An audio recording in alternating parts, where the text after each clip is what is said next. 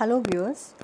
तो आज प्रेमचंद की अनमोल कहानियों में से एक कहानी जिसका नाम है उद्धार, वो मैं आपको सुनाने जा रही हूँ। तो चलिए स्टार्ट करते हैं। हिंदू समाज की वैवाहिक प्रथा इतनी दूषित, इतनी चिंताजनक, इतनी भयंकर हो गई है कि कुछ समझ में नहीं आता उसका सुधार क्यों कर हो। बिरले ही ऐसे माता पिता होंगे जिनके 7 पुत्रों के बाद भी एक कन्या उत्पन्न हो जाए तो वह सहर्ष उसका स्वागत करे। कन्या का जन्म होते ही उसके विवाह की चिंता सिर पर सवार हो जाती है और आदमी उसी में डुबकियां खाने लगता है।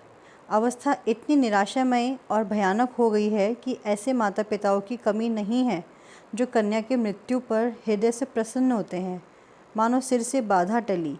इसका कारण केवल यही है कि दहेज की दर दिन दुनी रात रात चौगनी पावस काल के जल वेग के समान बढ़ती चली जा रही है।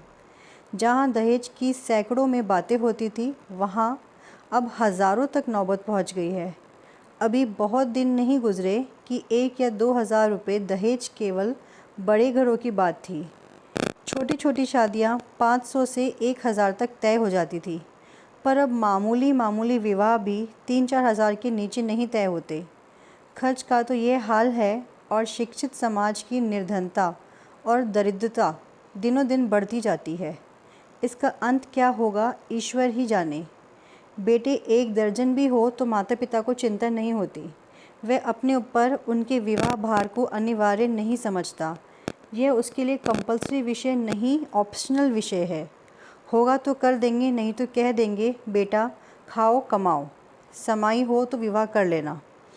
बेटे की कुचरित्रता, कलंक की बात नहीं समझी जाती, लेकिन कन्या का विवाह तो करना ही पड़ेगा। उससे भागकर कहाँ जाएंगे। अगर विवाह में विलंब हुआ और कन्या के पाँव कहीं ऊंचे नीचे पड़ गए तो फिर कुटुंब की नाक कट गई, वह पतित हो गया, टाट बाहर कर दिया गया। अगर वह इस दुर्घटना को सफलता के साथ गुप्त रख सका तब तो कोई बात नहीं, उसको कलंकित करने का किसी को साहस नहीं। लेकिन अभाग्यवश यदि वह इसे छिपा ना सका, भांडाफोड़ हो गया, तो फिर माता पिता के लिए, भाई बंधुओं के लिए संसार में मुंह दिखाने का स्थान नहीं रहता। कोई अपमान इससे दुस्साहस, कोई विपत्ति इससे भीषण नहीं, किसी भी व्याधि की इससे भयंकर कल्पना नहीं की जा सकती।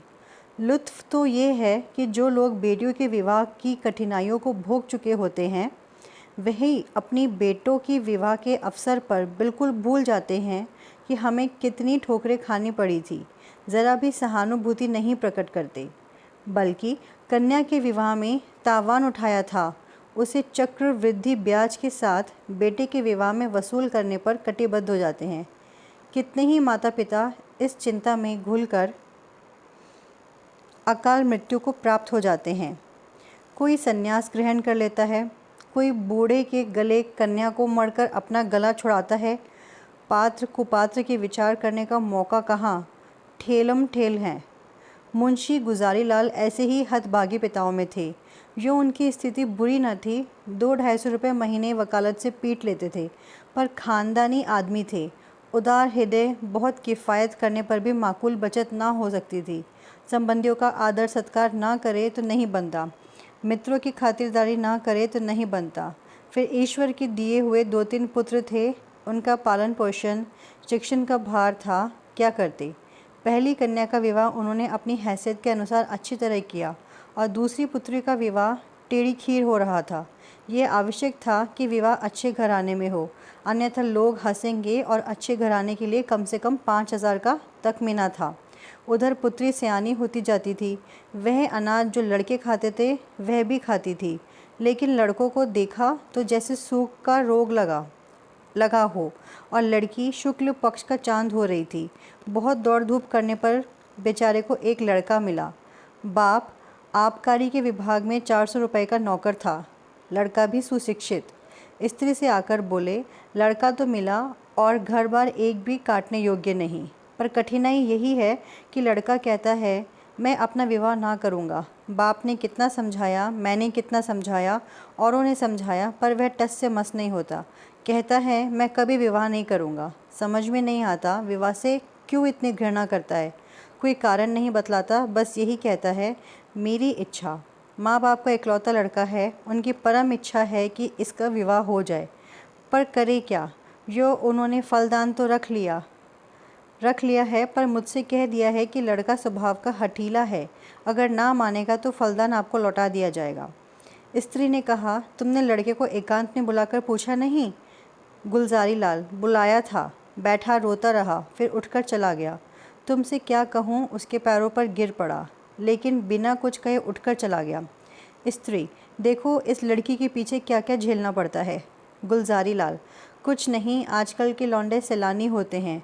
अंग्रेज़ी पुस्तकों में पढ़ते हैं कि विलायत में कितने ही लोग अविवाहित रहना ही पसंद करते हैं, बस यही सनक सवार हो जाती है। निर्द्वंद रहने में जीवन की सुख और शांति है। जितनी मुसीबतें हैं वह सब विवाह में हैं। मैं भी कॉलेज में था जब सोचा करता था कि अकेला रहूँगा और मज़े से सैर सपाटा करूँगा। स्त्री, है तो वास्तव में बात यही, विवाह ही तो सारी मुसीबतों की जड़ है। तुमने विवाह न किया होता तो क्यों ये चिंताएं होती। मैं भी कंवारी रहती तो चैन करती। इससे 1 महीना बाद मुंशी गुलजारी लाल के पास वर ने यह पत्र लिखा, पूज्यवर, सादर प्रणाम। मैं आज बहुत असमंजस में पढ़कर यह पत्र लिखने का साहस कर रहा हूँ, इसे धृष्टता को क्षमा कीजिएगा। आपके जाने के बाद से मेरे पिताजी और माताजी दोनों मुझ पर विवाह करने के लिए नाना प्रकार से दबाव डाल रहे हैं। माताजी रोती है, पिताजी नाराज़ होते हैं। वह समझते हैं कि मैं अपनी ज़िद के कारण विवाह से भागता हूँ। कदाचित उन्हें यह भी संदेह हो रहा है कि मेरा चरित्र भ्रष्ट हो गया है। मैं वास्तविक कारण बताते हुए डरता हूँ कि इन लोगों को दुख होगा और आश्चर्य नहीं कि शोक में उनके प्राण पर ही बन जाए। इसलिए अब तक मैंने जो बात गुप्त रखी थी वह आज विवश होकर आपसे प्रकट करता हूँ और आपसे सागैर निवेदन करता हूँ कि आप इसे गोपनीय समझिएगा और किसी दशा में भी उन लोगों के कानों में इसकी भनक न पड़ने दीजिएगा। जो होता है तो वो तो होगा ही, पहले से ही क्यों उनके शोक में डुबाऊँ। मुझे 5-6 महीने से यह अनुभव हो रहा है कि मैं क्षय रोगी से ग्रस्त हूँ। उसके सभी लक्षण प्रकट होते जाते हैं। डॉक्टरों की भी यही राय है। यहाँ सबसे अनुभवी जो 2 डॉक्टर हैं, उन दोनों ही से मैंने अपनी आरोग्य परीक्षा कराई और दोनों ही ने स्पष्ट कहा है कि तुम्हें सिल है। अगर माता पिता से ये कह दूँ तो वो रो रो कर मर जाएंगे। जब यह निश्चय है कि मैं संसार में थोड़े ही दिन का मेहमान हूँ, तो मेरे लिए विवाह की कल्पना करना भी पाप है। संभव है कि मैं विशेष प्रयत्न करके 1-2 साल जीवित रहूं, पर वह दशा और भी भयंकर होगी, क्योंकि अगर कोई संतान हुई तो वह भी मेरे संस्कार से अकाल मृत्यु पाएगी और कदाचित स्त्री को भी इसी रोग राक्षस का भक्षण बनना पड़ेगा। मेरे अविवाहित रहने से जो बीतेगी मुझ पर ही बीतेगी। विवाहित हो जाने से मेरे साथ और कई जीवों का नाश हो जाएगा। इसलिए आपसे मेरी प्रार्थना है कि मुझे बंधन में डालने के लिए आग्रह न कीजिए, अन्यथा आपको पछताना पड़ेगा। सेवक हजारी लाल। पत्र पढ़कर गुलजारी लाल ने स्त्री की ओर देखा और बोले, इस पत्र के विषय में तुम्हारा क्या विचार है। स्त्री, मुझे तो ऐसा मालूम होता है कि उसने बहाना रचा है। गुलजारी लाल, बस ठीक यही मेरा भी विचार है। उसने समझा है कि बीमारी का बहाना कर दूंगा तो लोग आप ही हट जाएंगे। असल में बीमारी कुछ नहीं, मैंने तो देखा ही था, चेहरा चमक रहा था, बीमारी का मुंह छिपा नहीं रहता। स्त्री, राम नाम लेके विवाह करो, कोई किसी का भाग्य थोड़ी पड़े बैठा है। गुलजारी लाल, यही तो मैं भी सोच रहा हूँ। स्त्री, ना हो किसी डॉक्टर से लड़के को दिखाओ, कहीं सचमुच ये बीमारी हो तो बेचारी अम्बा कहीं की ना रहे। गुलजारी लाल, तुम भी पागल हो गई हो क्या, सब हिले हवाले हैं। इन छोकरों का दिल का हाल मैं खूब जानता हूँ। सोचता होगा अभी सैर सपाटा कर रहा हूँ, विवाह को जाएगा तो ये गुलछर्रे कैसे उड़ेंगे। स्त्री, तो शुभ मुहूर्त देखकर लग्न भिजवाने की तैयारी करो। हजारी लाल बड़े धर्म संदेह में था। उसके पैरों में ज़बरदस्ती विवाह की बेड़ी डाली जा रही थी और वे कुछ ना कर सकता था। उसने ससुर को अपना कच्चा चिट्ठा कह सुनाया, मगर किसी ने उसकी बातों पर विश्वास न किया। माँ बाप से अपनी बीमारी का हाल कहने का उसे साहस न होता था। न जाने उनके दिल पर क्या गुजरे, न जाने क्या कर बैठे। कभी सोचना किसी डॉक्टर की शहादत लेकर ससुर के पास भेज दूँ, मगर फिर ध्यान आता है यदि उन लोगों को उस पर भी विश्वास न आया तो आजकल डॉक्टरी से सनद ले लेना कौन सा मुश्किल काम है। सोचेंगे किसी डॉक्टर को कुछ दे दिलाकर लिख लिया होगा। शादी के लिए तो इतना आग्रह हो रहा था, उधर डॉक्टरों ने स्पष्ट कह दिया था कि अगर तुमने शादी की तो तुम्हारा जीवन सूत्र और भी निर्बल हो जाएगा। महीने की जगह दिनों में वारा न्यारा हो जाने की संभावना है। लगन आ चुका था, विवाह की तैयारी हो रही थी। मेहमान आते जाते थे और हजारी लाल घर से भागा भागा फिरता था। कहाँ चला जाऊँ, विवाह की कल्पना ही से उसके प्राण सूख जाते थे। उस अबला की क्या गति होगी जब उसे यह बात मालूम होगी तो वह मुझे अपने मन में क्या कहेगी। कौन इस पाप का प्रायश्चित करेगा। नहीं, उस अबला पर घोर अत्याचार ना करूँगा, उसे वैधव्य की आग में ना जलाऊँगा। मेरी ज़िंदगी ही क्या, आज ना मरा कल मरूँगा, कल नहीं तो परसों, तो क्यों नहीं आज ही मर जाऊँ। आज ही जीवन का और उसके साथ सारी चिंताओं का, सारी विपत्तियों का अंत कर दूँ। पिताजी रोएंगे, अम्मा प्राण त्याग देगी, लेकिन एक बालिका का जीवन तो सफल हो जाएगा। मेरे बाद कोई अभागा अनाथ तो न रोएगा। क्यों न चलकर पिताजी से कह दूं, वे एक दो दिन दुखी रहेंगे। अम्मा जी दो एक रोज शोक से निर्हार रह जाएगी। कोई चिंता नहीं, अगर माता पिता के इतने कष्ट से एक युवती की प्राण रक्षा हो जाए तो क्या छोटी बात है। यह सोचकर वह धीरे से उठा और आकर पिता के सामने खड़ा हो गया। रात के 10 बज गए थे। बाबू दरबारी लाल चारपाई पर लेटे हुए हुक्का पी रहे थे। आज उन्हें सारा दिन दौड़ते गुजरा था। शामियाना तय किया, बाजी वालों का बयाना, आतिशबाजी, फुलवारी आदि का प्रबंधन किया। घंटों ब्राह्मणों के पास सिर मारते रहे। इस वक्त जरा कमर सीधी कर रहे थे कि सहसा हजारी लाल को सामने देखकर चौंक पड़े। उसका उतरा हुआ चेहरा, सजल आंखें और कुंठित मुख देखा तो कुछ चिंतित होकर बोले, क्यों लालू, तबीयत तो अच्छी है ना, कुछ उदास मालूम होते हो। हजारी लाल, मैं आपसे कुछ कहना चाहता हूँ, पर भय होता है कि कहीं आप अप्रसन्न ना हो। दरबारी लाल, समझ गया, वही पुरानी बात है ना, उसके सिवा कोई दूसरी बात हो तो शौक से कहो। हजारी लाल, खेद है कि मैं उस विषय में कुछ कहना चाहता हूँ। दरबारी लाल, यही कहना चाहते हो ना कि मुझे इस संबंध में ना डालिए, मैं इसके अयोग्य हूँ, मैं ये भार सह नहीं सकता, बड़ी बेड़ी मेरी गर्दन को तोड़ देगी आदि, या और कोई नई बात। हजारी लाल, जी नहीं, नई बात है, मैं आपकी आज्ञा पालन करने के लिए सब प्रकार से तैयार हूँ, पर एक ऐसी बात जिसे मैंने अब तक छिपाया था उसे भी प्रकट कर देना चाहता हूँ। इसके बाद आप जो कुछ निश्चय करेंगे उसे मैं शिरोधे कार्य करूँगा। हजारी लाल ने बड़े विनीत शब्दों में अपना आशय कहा, डॉक्टरों की राय भी बयान की और अंत में बोले, ऐसी दशा में मुझे पूरी आशा है कि आप मुझे विवाह करने के लिए बाध्य ना करेंगे। दरबारी लाल ने पुत्र के मुख की ओर गौर से देखा, कहीं जद्दी का नाम न था। इस कथन पर विश्वास न आया, पर अपना अविश्वास छिपाने और अपना हार्दिक शोक प्रकट करने के लिए वे कई मिनट तक गहरी चिंता में मग्न रहे। इसके बाद पीड़ित कंठ से बोले, बेटा, इस दशा में तो विवाह करना और भी आवश्यक है। ईश्वर ने करे कि हम यह बुरा दिन देखने के लिए जीते रहे, पर विवाह हो जाने से तुम्हारी कोई निशानी तो रह जाएगी।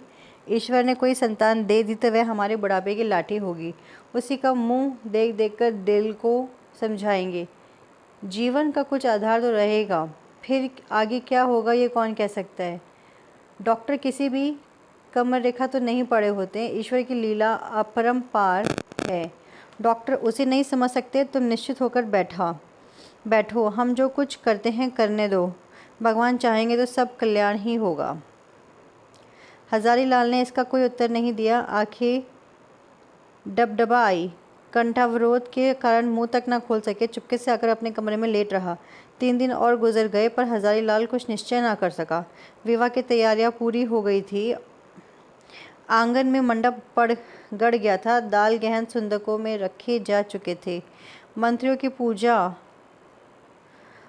की पूजा हो चुकी थी और द्वार पर वाजों का शोर मचा हुआ था। मोहल्ले के लड़के जमा होकर वाजा सुनते थे और उल्लास से इधर उधर दौड़ते थे। संध्या हो गई थी। बारात आज रात की गाड़ी से जाने वाली थी। बारातियों ने अपने वस्त्र आभूषण पहनने शुरू किए। कोई नाई से बाल बनवाता था और चाहता था कि खत ऐसा साफ हो जाए मानो वह वहाँ बाल कभी थे ही नहीं। बूढ़े अपने पके बाल को उड़वाकर जवान बनने की चेष्टा कर रहे हैं। तेल साबुन उपटन के लूट मची हुई थी और हजारी लाल बगीचे में एक वृक्ष के नीचे उदास बैठा हुआ सोच रहा था, क्या करूं। अंतिम निश्चय की घड़ी सिर पर खड़ी थी। अब वह एक क्षण भी विलंब करने का मौका न था। अपनी वेदना किससे कहे, कोई सुनने वाला न था। उसने सोचा, हमारे माता पिता कितने अदूरदर्शी हैं। अपनी उमंग में इन्हें इतना भी नहीं सोचता कि वधू पर क्या गुजरेगी। वधू के माता पिता भी इतने अंधे हो रहे हैं कि देखकर भी नहीं देखते, जानकर नहीं जानते। क्या ये विवाह है? कदापि नहीं। ये तो लड़की को कुएं में डालना है, माड़ में झोंकना है, को दूसरे छुरे से रेतना है। कोई यातना इतना दुस्साह, इतना हृदयविदारक नहीं है हो सकती जितने वैधव्य, और ये लोग जानबूझकर अपनी पुत्री का वैधव्य की अग्नि कुंड में डाल देते हैं। ये माता पिता हैं? कदापि नहीं। ये लड़की के शत्रु हैं, कसाई हैं, बदिक है, हत्यारे हैं।